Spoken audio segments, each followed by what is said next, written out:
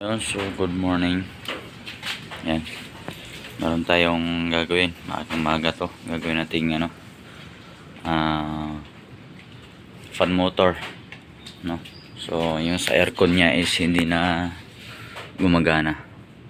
So pag nag-aircon tayo, ayan, yung fan motor na yon, ito, ayaw na niyang gumana. So pagka naka-on yung aircon tapos tinuktok natin yung motor, tsaka siya iikot. Kaya lang kapag huminto na naman at automatic, ayaw na naman siyang gumana.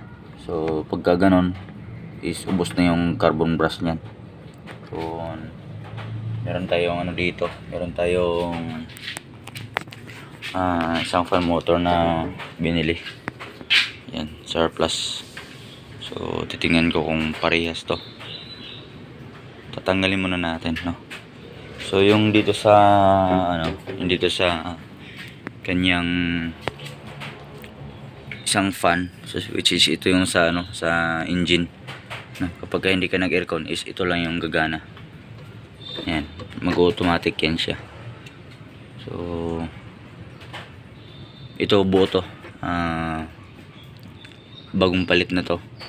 So yung isa yung hindi kasi naisabay noon. So ayun, gagawin is papalitan na natin. So tatanggalin muna natin, no? Okay, so baklasin ko muna, then palitan natin. Tatanggalin lang natin tong reserve ng coolant, tapos yung reservoir din ng ATF, power steering fluid, no? Then bolt ng mga radiator, fan mount, ito plastic. Yan, tanggalin na natin yan, tapos socket. Tapos ito hindi na natin ihiwalay buo para hindi na matapon yung fluid, no? Baka igilid na lang natin siyang ganyan. Tapos tatanggalin na natin yung radiator. So susubukan natin. Tanggalin ko na muna to.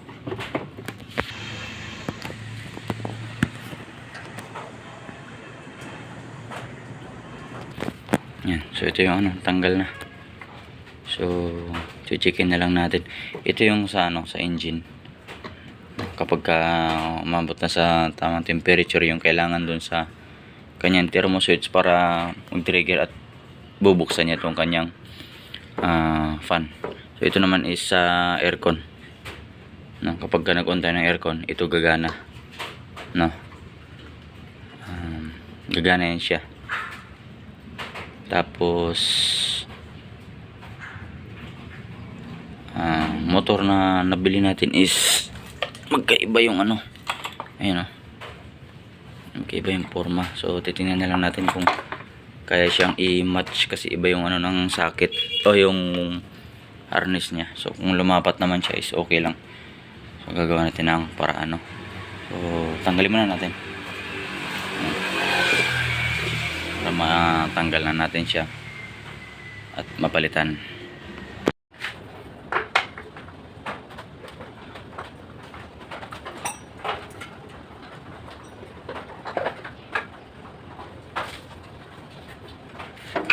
Tapos tanggalin natin itong tatlong Phillips screw. Ipalit natin yung sa isa.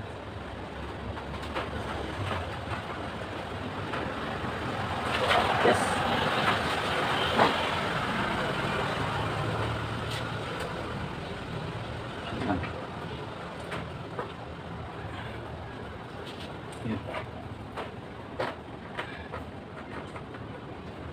Gagawin natin ito kasi may deliver pa daw kami ng truck sa Bulacan.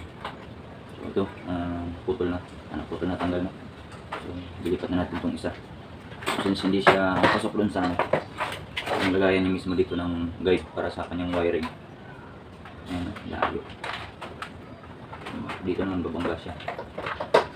Nangyari dito siya, no? Ganyan siya. Ano mangyayari? So hindi siya match dito, pero hindi rin naman siya bangga din. So, mahal kasi ng original nito, nag-canvas kami sa 14K. Sabi ko sa atas na ng buwanan, ganyan na lang siya. i-gano na lang natin yung ano natin dito. Okay. Kabit na natin.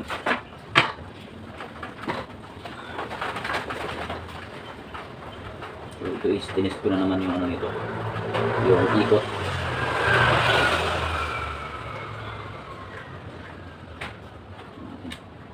Sana magkama yung kanya lahat ng butas na tatlo.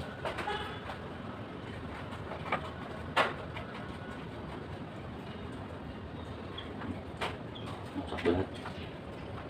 Sok. So ganito lang ba ano? Bilis magpalit. Kailangan siyempre pag baklas, ingat-ingatan lang din natin yung mga katabi niya, lalo na yung mga sakit ng wire. May kalmaan yung sasakyan nyo o yung mainit yung engine room is madalas talaga lumulutong yung plastic. Magiging problema, no? So higpit ito, tamang higpit lang kasi kung nasuburan nyo yan, basag yung plastic niya, lulusot yan. Okay, so kabit na natin yung ating motor, fan. So pagkabit niya ito, dapat i-check nyo kung iikot yung ano, iikot yung blade. Tulad nito hindi siya pumasok.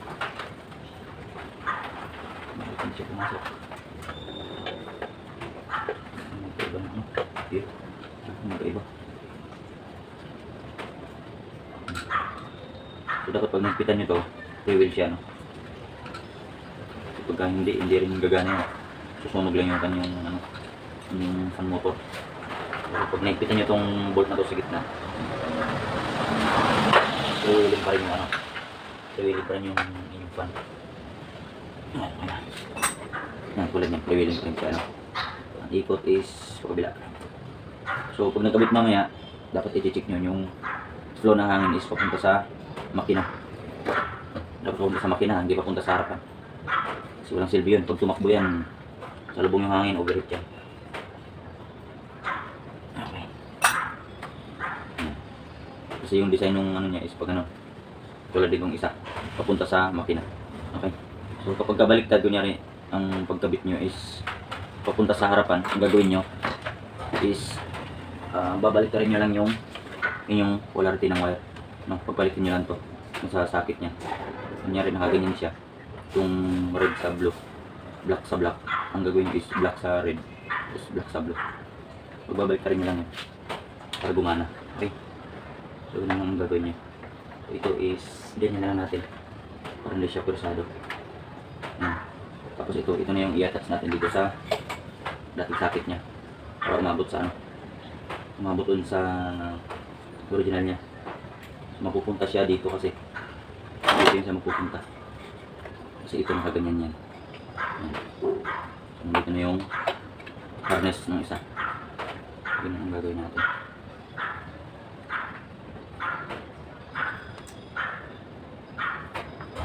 Dito hindi rin siya parehas, obligado rin tayo magpuputol, no? Ang gagawin natin is isang sakit na lang para hindi prone sa loose contact kasi mas maraming lube doon, mas prone sa loose contact din. Okay, so kukuha na ako ng ano, ng cutter tsaka tape, titipan natin yan.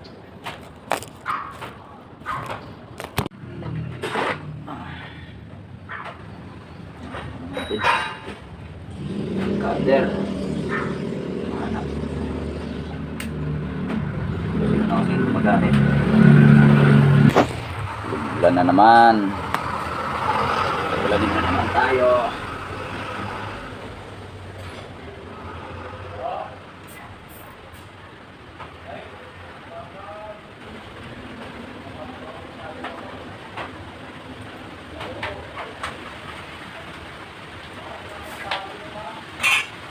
Ano, parang di siya galaw-galaw.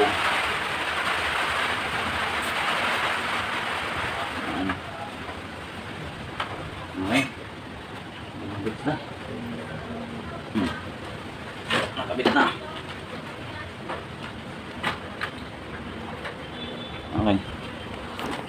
Nakabit yung ating dalawang motor. Okay, prevailing. Ayan. Okay na. Nakabit na natin dito.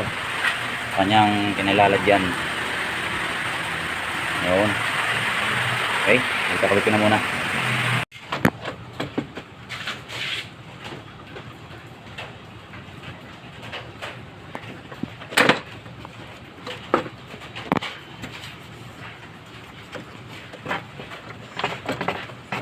So, dapat tumapat yung paa niya.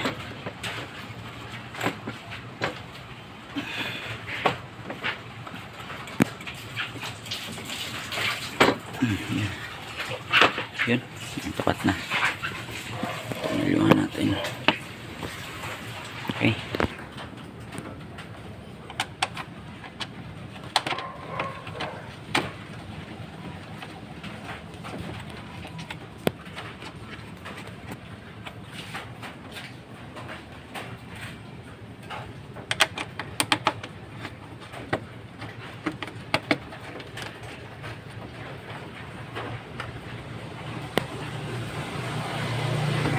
Nakabit na.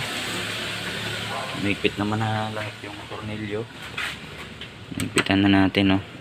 Mahigpit na. Mahigpit na rin yung gitna. Mahigpit na rin tong reserve ng coolant. Itong ano ng power steering fluid. So, ilalak na lang natin. Hindi siya nakasabit. Walang vibration. Yun, sinabit ko lang doon sa clip. Yan, yan, tapos pandarin na natin. Paandar. Yan, so naka-aircon na tayo. Yan, makikita nyo yung compressor. Umiikot na. Tapos yung fan. Meron natin kung saan papunta yung flow. So dapat papunta siya doon, no? Gamit lang tayo nitong manipis na papel para ma-check natin. Ayan, makikita nyo papunta dun sa makina yung flow, hindi siya pahigop, no? Tapos pag dito sa harapan yan, hihigupin niya yan, no? Dapat pahigop siya. Ayan, o, dumidikit sa condenser. Bitawan ko. Ayan, dumidikit. So dapat ganyan na hindi papunta dito sa harapan yung flow ng hangin. Okay? So ang isa pang i-check nito is hindi raw sa automatic, hindi raw nag-automatic kapag hindi naka-aircon. So i-checkin natin. Painitin muna natin siya. Tapos observe natin kung talaga bang hindi gumagana, no? So since medyo malamig-lamig pa to, pwede pa natin siyang buksan. Ayan, puno. Okay. So, checkin natin, patayin ko lang yung aircon. Tapos, observe natin yung fan. So, tapos na tayo. Ayan, gumagana siya. O, ayan. Patay yung compressor, patay din yung fan. Ayan. Gumagana yung compressor, gumagana rin yung fan. Okay. All goods na tayo dito.